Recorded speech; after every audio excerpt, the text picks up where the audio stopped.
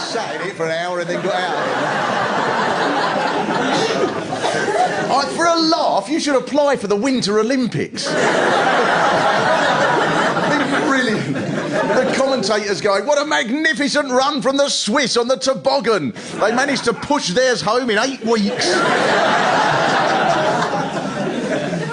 Isaac Newton was from Lincolnshire. You think, well, no wonder he had so much trouble trying to get people to accept his theories about gravity. All the neighbours must have been going, what are you talking about, Isaac? Nothing goes up, nothing goes down.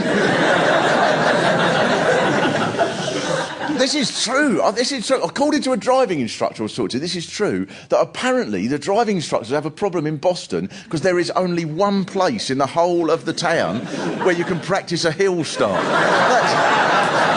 That's class. The town that has no need for the handbrake. That's brilliant.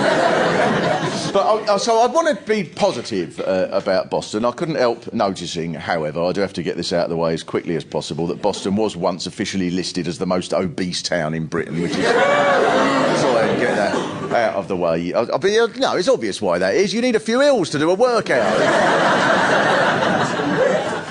Boston then is in the Fens, for people who don't know, Boston, the Fens, on the road to Skegness, in the bit that in 2007 this area was hit by an earthquake, which I bet that made you feel important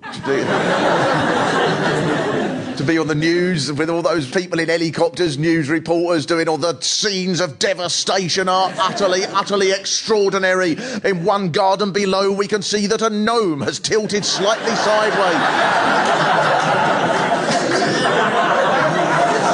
So, the Boston Standard, right, this is true, the Boston Standard quoted a man from Heckington as saying, "It was terrifying.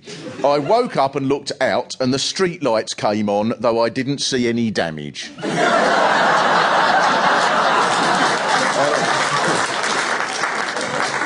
Did anyone have an earthquake story? Anybody's chimney fall off here? No. Did you not notice it? It did hit Boston a bit, didn't it? Yes. Everyone knows where Market Raisin is now, though. Right, because of the earthquake? Yeah, the centre. So with Market Raisin being the centre of the earthquake, did that upset you a little bit, that they sort of... Because now there's probably some Boston scientists going, right, we need a tsunami to get back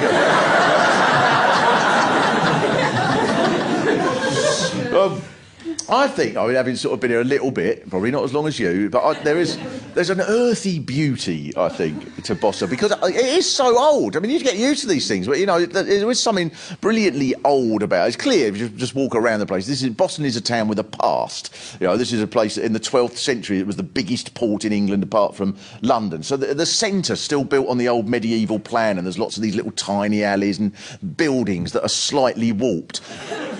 And in the middle of Boston, the thing that you cannot ignore is that there is this massive, huge church, the St. Botolph's, called the Stump, which is the highest church in Britain that isn't a cathedral, and you could see it for ever and ever and ever. There's a travel book written in the 1920s by a bloke called H.V. Morton, and he says, about 10 miles away, I saw a curious tower standing among the fields.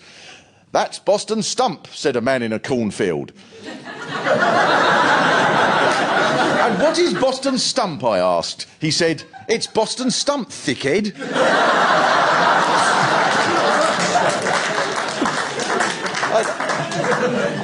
I think it's fair to say that amongst some people in the population there is a slight distrust of outsiders.